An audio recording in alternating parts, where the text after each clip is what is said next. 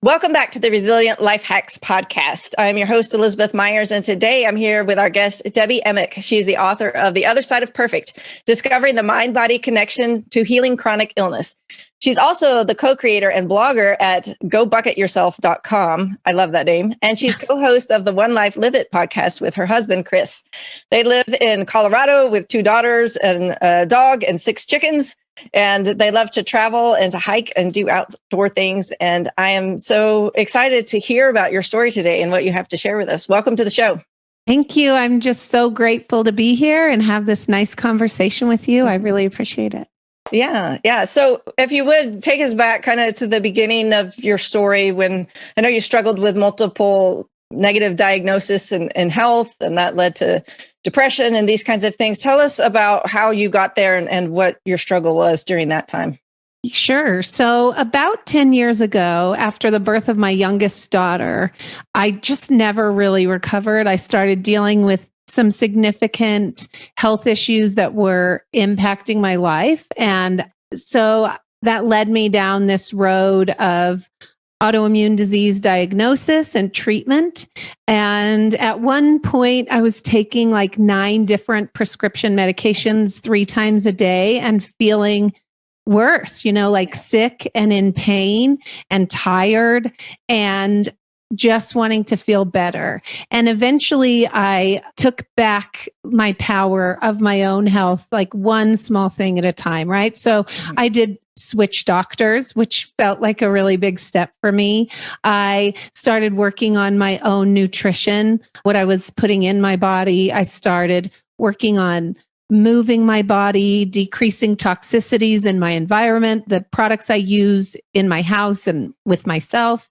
And eventually this conversation with my rheumatologist led me to decide to step away from my job. I had been a classroom teacher for 14 years and decided to leave and stay home with my 2 young daughters, something I'd always wanted to do anyway, but this time thinking like that is the magic bullet, right? I'll leave my job, I'll eliminate all my stress, and magically everything will get better. And what happened after that was surprising. I found myself in the deepest, darkest place I had been in, having tried everything I thought I knew to get better and still feeling sick and tired and in pain and now deeply depressed. And so everything I did from that point on was really just to claw myself out of that dark hole and never go back, really for the sake of my own daughters, breaking cycles there and not creating new ones. And what happened was when I began working on my mental, emotional health, physical pain that I had carried in my body for like 7 years at this point began to lessen and eventually leave. And so I couldn't really deny this connection anymore between my physical health and my mental, emotional health. And so that just kept me moving forward one step at a time, working through those things as well and kind of being able to put it all together. Mm-hmm.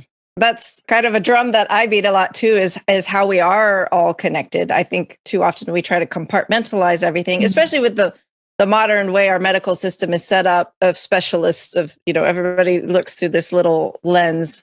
But I really, I agree with you that our body and our mind and our spirit and emotions, it's all connected together and they all influence each other. But yeah, even, my situation is different and probably a lot of our listeners have situations that are different, but yeah, I can identify with so many parts of your story and that, and I'm sure that others can too.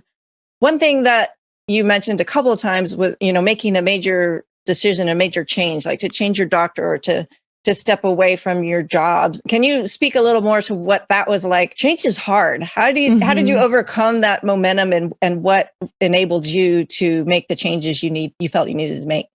Oh, that's a deeper question. I mean, each one of those took a bit of empowering myself rather than giving away my power to someone else, right? An expert with like MD after their name.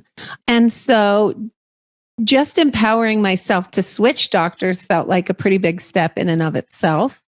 And then deciding that maybe just a pill or a diagnosis wasn't actually going to lead to health was another big step, right? So whether you have chronic illness or not, like you said, the more open I've become with what I've been going through, because for so long I just hid it. I just pushed really hard, denied it, right? And then as I began to be more open about it, people just started to come to me. And it doesn't matter if someone has a diagnosis or not. They're burned out or sick or tired or in pain, and they're just seeking some kind of answer or support or how do I get better, right? And so that's the ultimate thing. Luckily for me, I had a husband that was there for me when things really fell and kind of noticed some things and support me in my healing along the way. And so there was this moment where I was eating like only Hershey bars and drinking only Diet Pepsi. You know, I told you how many prescription medications I was on, and I was just sick all the time. And looking back at it now, it's like, oh, well, that's not surprising.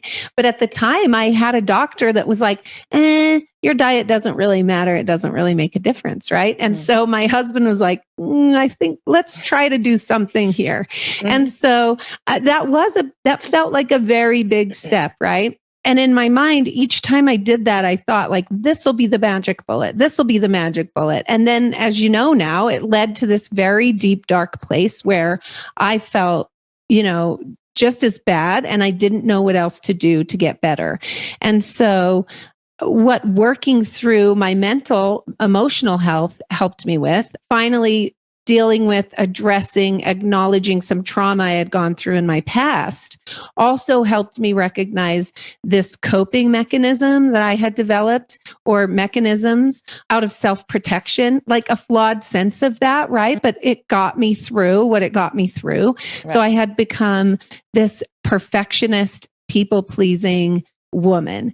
And I had now 30 plus years to get better and better at that as I went along. Yeah. And so each thing I added, eating and exercise and whatever, just became another way to over perfect and over control, until I was like over controlling my food, probably not eating enough and being very obsessive about what I ate, and really overdoing it with exercise, like punishing myself. And so I couldn't really put all these things together in a loving way until I unpacked that and started to unravel those perfectionist traits, people-pleasing traits, and get to know what myself and what I had gone through and why I had developed that, and sort of come to it from another way, like a loving way. So now when I do those things, when I make changes or move toward greater health, it's in a loving way, right? I'm loving my body through food. Mm-hmm. I love my body through movement, what feels nourishing and whatever I'm needing at that moment. So yeah. And again, I can totally relate. I'm a recovering perfectionist. I'm your typical, firstborn overachiever. If I'm going to do it, I'm going to do it right. And all this stuff. And I think, especially growing up as a child, a lot of things came too easy to me. I got straight A's, or, I was a pretty well-behaved kid. So I got to this place where, if something's hard or I'm not good at it right away, then something's wrong with me somehow. Yeah. Which is totally ridiculous. But one thing that's really helped me is just, being a mother and having young children and watching them grow up. And that moment when you're watching the toddler take their first steps, and they fall down, and you don't criticize them and you don't say, what's wrong with you? Why can't you get this right? You're like, yeah, you did it. You took a step, and you celebrate with them. And they're happy and they get back up and they go again, and trying to kind of recapture that mindset towards what we call failure, and really just seeing more of a growth mindset towards that. But it's hard. And, I have a couple of little things that I say to myself. One, I think I got it from a scrapbooking thing years ago, but done is better than perfect. I'm like, I'm just going to get it done. Right. Because I'm the one, I get wrapped around the axle trying to make it perfect. And then I never push publish, or I never hit send or whatever. And then the other one is one actually that I got from my dad. He always said when I was growing up, he's like, I won't be noticed on a galloping horse. So, now that I've moved to Texas, that's point. Even more appropriate. Yeah. Like, I won't be noticed on a galloping horse. We'll just keep going. A lot of the things that we nitpick about ourselves, other people aren't even aware of, because they're busy nitpicking what they don't like about themselves.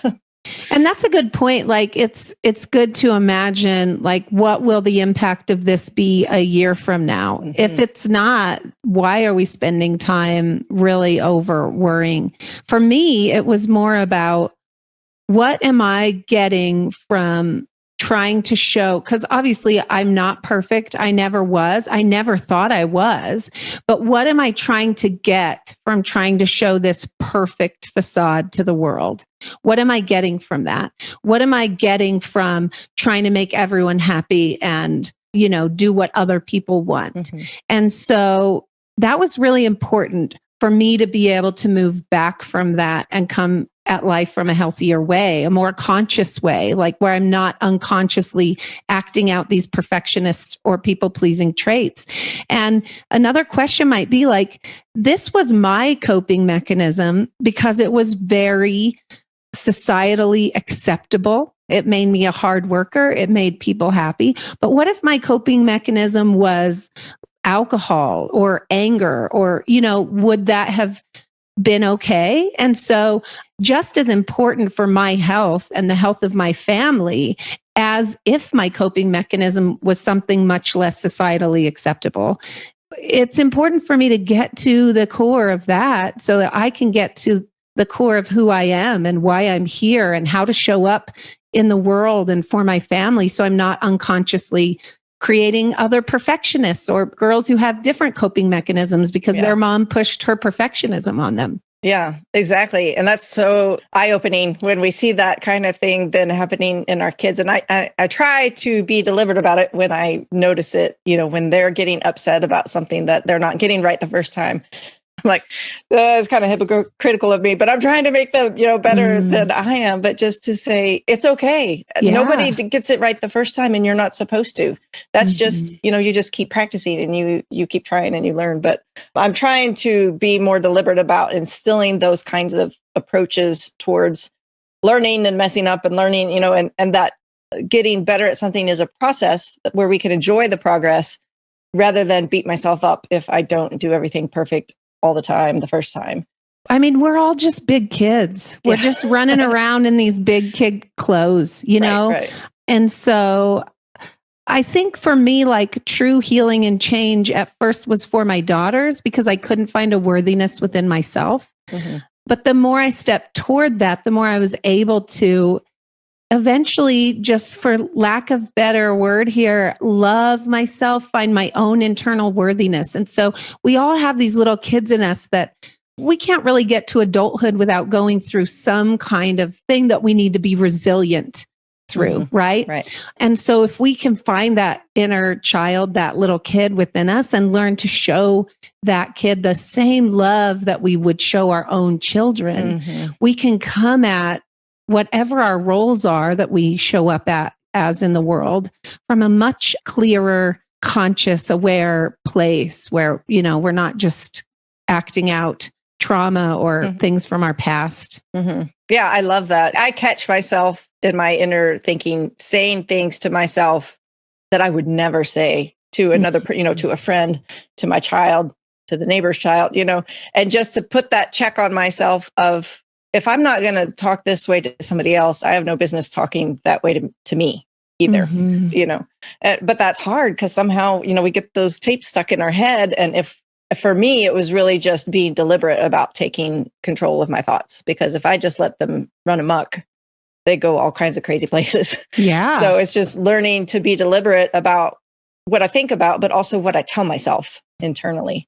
Yeah, I relate to that completely. I mean, the first step is just always awareness. And for me, that meant the same thing. Like I was telling myself some horrible things that were definitely not true. And you imagine how many years you've told yourself those things before you even noticed, right? And our inner mind will fill up as much space as we give it. And so, I mean, the only true thing we can do is notice it. And then once we notice, we can sort of unravel it from ourselves and our truth and move forward with a better story that we actually want to believe, that one, is the truth. That is true. Yeah, exactly. Yeah. I think that you're right. That's the first thing, is to be aware of it and then to challenge it. I kind of compared the our mind to like a garden. Is that really what I want growing in my garden? Or is that a weed I want to pull out and get rid of? Another topic that you hit on that I really want to discuss with you is about transparency, about being who you really are. And, part of this perfectionism, I think, is pleasing ourselves. I really want to be super mom. I'm just not. And I need to get over that.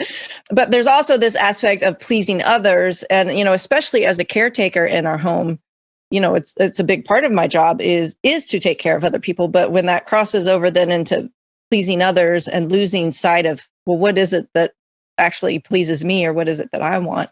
Just like you mentioned, that transparency of this is who I am. Can you talk us through that a little, what you learned about transparency and how that helped in your healing process?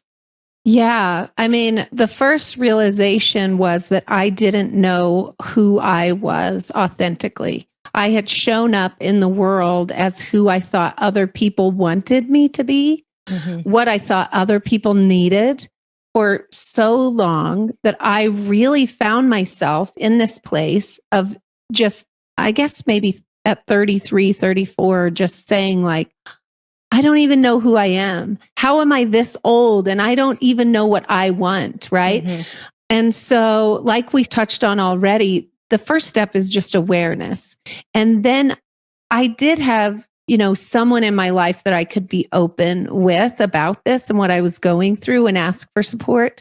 And for me, that was my husband. And I feel so grateful now, that he could be that for me and with me. That took really changing the dynamics of our relationship and working through some very uneasy moments that we're still working through. But I had to tell him what I needed and how I could use his support. And so I like to think of my intuition as God speaking to me. And so for me, it meant unraveling these layers I had put around myself to control people's perception of me, to control my own self, right? Not having to see or deal with the grittier, the darkness that I had gone through. So I had to expose that first and let myself finally acknowledge it and deal with it. And then just begin stepping toward my curiosities, like one step at a time, holding it that lightly, right? Like, what am I curious about? What am I feeling? Maybe I'm led to a little bit, and stepping toward it. And like you said, recovering from perfectionism, the real work then was if that didn't work out, if I lost money doing that, if I wasn't perfect at it, if it wasn't even the right step, not beating myself up about it, not feeling bad, if it didn't please other people or serve other people. And slowly over time, just trusting myself to make one small step at a time, my own intuition began to grow. And I began to grow into a person that could show up as myself in the world, right? So for me, this meant not hiding anymore, not hiding behind perfectionism or people pleasing, not hiding the shame that I had sort of just attached to from other people and hidden away in myself, just showing up, being really real and really honest. And I would use the word vulnerability, I think, where you used a different word. So, gosh, that felt really icky sometimes, really hard at first and very counterintuitive. But what happened is, like I said, my intuition, my own internal knowing, my own trust of myself began to grow. And it also showed me who in my life was there for that, could support me, was there for being vulnerable and real and honest and open, and not just there for the perfectionist people pleaser that I had been. And so some people stepped away, but in that stepping away, it opened up a space for people who were authentic and vulnerable and wanted a real deeper connection, and to support that in others. So that, I have a community around me now of women, of people that do support that kind of growth and authentic, vulnerable connection. Yes. And I love that. And I think vulnerability is a great word for that. I said transparency, I think, which is a little bit of a weird, that kind of seems like see-through, like there's no substance to it. I see I see the connection. I think.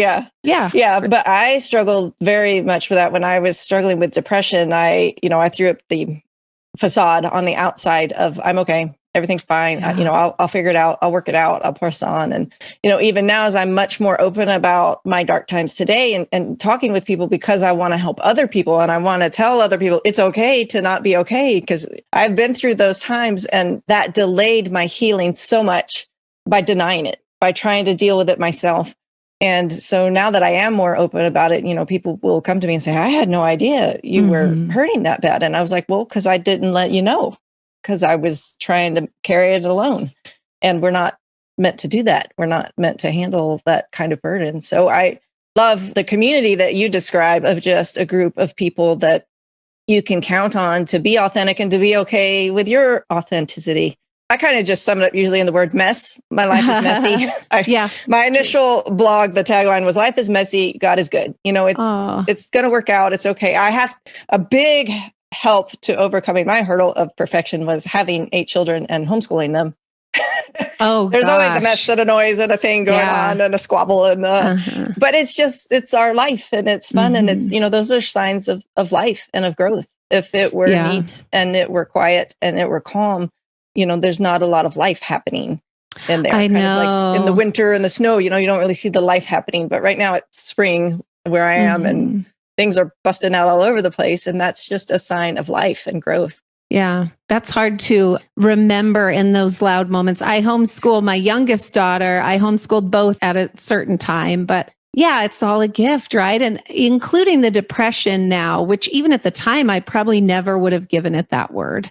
And like you said, I hid all that away from everyone else. If anyone knew what I was going through on the inside, they would have been so shocked because what I showed the world on the outside was not that. And I probably didn't even fully recognize it in myself until I came out of this metaphorical winter, like you're talking about, and into the spring. And I looked back and it was scary. I did not want to go back there because I did not want what I could foresee as the future for the future of my own family. So, but now I can look back at that and see what a gift that was. I mean, that was the eye-opening moment, just like all these other things in my life. But when we hide it away in the darkness, it just grows, doesn't it? We think like if we hide it away, if we don't acknowledge it, if we don't deal with it, somehow we're moving on from it. At least I did. I thought like, I'm a positive person. I'm so forgiving. I just forgive and move on. And really what I had done is just hidden that darkness away in me for years and years. And in doing so, it wasn't that I dealt with it or I got rid of it or I left it behind. I just let it grow and fester until there was this reckoning, this moment. And we deal with it in some way. My body showed me for years and years that I was hiding it away. And then eventually I just had that moment that now I'm really grateful for sure. Yeah, definitely. I couldn't agree more that when we keep it in the dark, for me, I could be the queen of denial. I'm like, if I just don't think about it, it'll go away. Yeah. But even if I'm not thinking about it, it's growing in the background. And I think sometimes I can speak for me personally, when I'm reluctant to drag that thing into the light and deal with it is because I don't really want to look at the fullness of it. It's scary and intimidating. But when I actually do, what I always find is, oh, that wasn't as big and hairy as I thought it. But, when you bring it into the light, it's so much less scary. And I just a quick example, I remember distinctly my second child, my daughter was born with a cleft palate. And, this was back in 2000. Internet wasn't like a huge thing. So there was very limited information and the pediatrician that I had didn't really know anything about it. So I really didn't know what I was dealing with. And there was one website where I could get information from a mom who had had a couple of children with a cleft palate. And she had different little tabs that you could click on. And one of them said cleft palate and mental retardation. And I was just like, I can't click on that. I can't deal with that yet. So I stuck it in the background. I'm like, later, when I go through these other things of these surgeries she needs and how do I feed her and all these, I can deal with that later down the road. So it was months, maybe a year before I got the courage to click on that little tab. And the first sentence under that tab was, there is no connection between a cleft palate and mental retardation. In the past, people thought that there was because it impacted the child's speech. Right. And so therefore, since they couldn't communicate effectively, they assumed there was some sort of mental issue going on there, but there wasn't. And I was like, all that time, I mean, I wasn't thinking about it actively, but it was in the back of my mind, kind of eating at me all that time. And I could have just, in one click, I could have just dispelled that whole thing right from the get-go, but I was too afraid to look at it. And to really relate to chronic illness or autoimmune disease with that, what happens, you think you're not dealing with it right because you're like, I can't deal with it right now. I'm going to put it back there, put it on the shelf, or just forget it and move on. And what happens is your nervous system doesn't know the difference between truth and untruth, right? It just knows what our mind tells us. So each time you think about that tab you almost didn't click on, or you almost clicked on, and you're just putting it away for later, your nervous system reacts to it as though it is an immediate threat. And so you're getting those fight or flight hormones and chemicals released into your bloodstream. And over time, the more often, the more frequent those get released into your bloodstream, the more prone we are to chronic disease and chronic illness, right? So for me, this is trauma from when I am preteen, early teen, that just never, ever got spoken about, dealt with, and I thought I had moved on. But each time it triggers that response in your nervous system. So you're eventually just running in fight or flight mode, or you're tired and you can't run at all. Yeah. And so over time, it leads to lung disease, heart disease, autoimmune disease, whatever it is. And we think like, oh, this can't be true. You know, this is like some magical, mystical connection or something. And it can be, but really it's not. It's what we're doing inside our bodies, because our nervous system doesn't know the difference between truth and what we tell it. And it responds to what we tell it. And so, yeah, I love that example because it's a perfect illustration. Instead of just dealing with it in the moment, you're actually reliving that moment over and over and over again until you do deal with it. And your body is paying the consequence for that. Exactly. The example that I use sometimes to try to explain that concept is when you're watching a movie and you know it's not real. You know they're actors. You know it's fake blood or whatever. But, you know, if it's sad, you're crying. You know, if it's intense, your heart starts pounding. I mean, we have real physiological responses to a thing that we know is not true. Yes. We know it's fake. And, you know, logically in our conscious thinking, we know that's not actually happening. And yet our body still reacts as though we are in it ourselves in that moment. When we live in that state all the time, just like you said, it wears us down. That's meant to be a temporary state to get away from the bear or, you know, whatever. Yes. But when we live that way chronically, that is so hard on us physically and so hard mentally and all. Yeah. And I've lived it. So I know, I speak from experience. And I'm just fascinated by this conversation in and of itself, because I think it puts real scientific data between the mind and body connection. And some people just really need that, you know, to be able to move toward that work. But what fascinates me, not to belabor this about it, is that in many respects, we can't control our nervous system, right? We can't say like, no, I just want my heart to beat this many beats per minute, or no, I don't want that much adrenaline dumped right now, or whatever. I've tried to tell my body to burn more fat, even though I'm just sitting on the couch. It doesn't work. Wouldn't that be great? But we can control our nervous system because we can do things that decrease that fight or flight response and put us more in rest, digest, heal mode. So in the one respect, we don't have control over it. But if we focus on our breathing, if we even just like sing and dance, go spend time with our chickens, there are certain things that we can do for our body to support this calming of our nervous system. And over time, the more we're able to calm our nervous system, the more our body is able to do what it's naturally designed to do, the functions that it can naturally do for itself. So anyway. Yeah. It's kind of like, you know, when you have to reset your phone, when it starts wigging out and the apps are doing something weird and you're like, reset it. And then it's like, it's okay. But we need those reset moments. I had an experience exactly like you described. I was actually on vacation and I got a chance to snorkel with dolphins. So I'm like, oh, this is so exciting. But I have a hang up of past trauma about water. Oh, yeah. And so, I mean, it was exciting. I was looking so forward to it. But as soon as I got in the water, I had a panic attack. and I couldn't breathe. And I, had to like come up out of the water, and I kind of had to talk myself off the ledge there going, girl, you're in the ocean with dolphins, like get it together, woman. And I'm like, you've got a life jacket on, you have a snorkel, a mask, or nothing's going to happen. But talking myself out of it logically didn't help. But when I slowed my breathing, that slowed my heart rate. And then I was able to get after it and enjoy the dolphins. And I was great for the rest of the day. But I can't change my heart rate by thinking about it. But, breathing is both automatic and you can control it. There's scientific words for that are escaping me right now. But by intentionally slowing my breathing, it did slow my heart rate and got me out of that panic mode. And then I was able to enjoy the life that I was there to be living, whereas this random panic attack that's not related to what was going on in the moment was trying to rob me of that. So good. Good for you. Yeah. So have you got in the water anymore since then, or? Yeah. So it's actually water survival from when I was at the Air Force Academy. We had a class, and the stated objective of the class was to increase your confidence should you be in a situation where you're close to drowning. But it was actually, the syllabus was kind of a new way to die by water every day.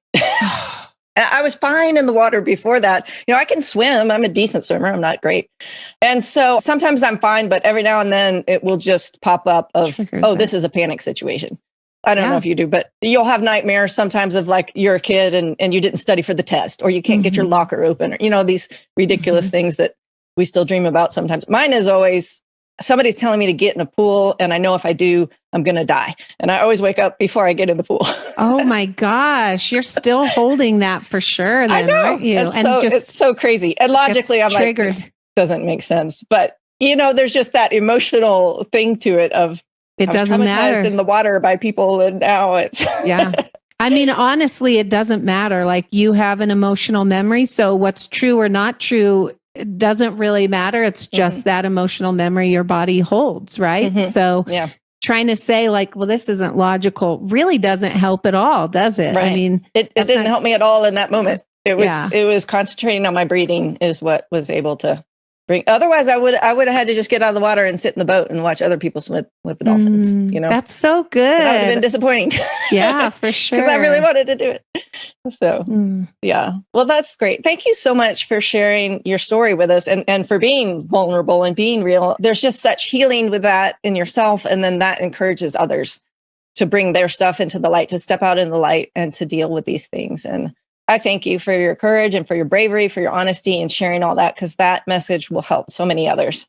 Well, that's the deeper hope for sure. And I'm grateful for you for having this space and doing the good work you do so that I could show up here too. So thank you.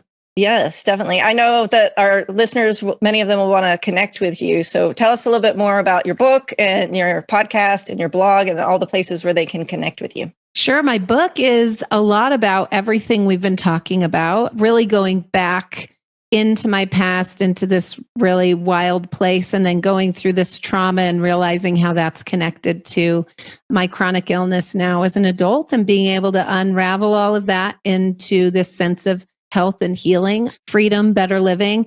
The second half of the book also includes some journal prompts in a way that someone who's reading it might also be able to find healing from whatever it is they're struggling with.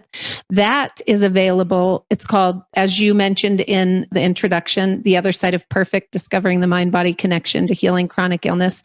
You can find it anywhere books are sold online, really, or you can go to gobucketyourself.com/books. And that's also where you can find the companion journal, a 30-day journal I developed to go along with it. If you want to connect with me on socials, I really just hang out on Instagram sometimes under imperfectprogress.me. So I am perfectprogress.me. You can send me a personal message there. I'll definitely answer it. I'd love to hear from anyone. Or you can listen to our podcast. It's One Life, Live It by Go Bucket Yourself. You can find it anywhere you get your podcast. So okay, thanks great. again. That is awesome. And I will put all those links in the show notes for people who are interested in that. But again, just thank you for sharing your story. It's been such a blessing hearing from you today. Oh, thank you. My pleasure.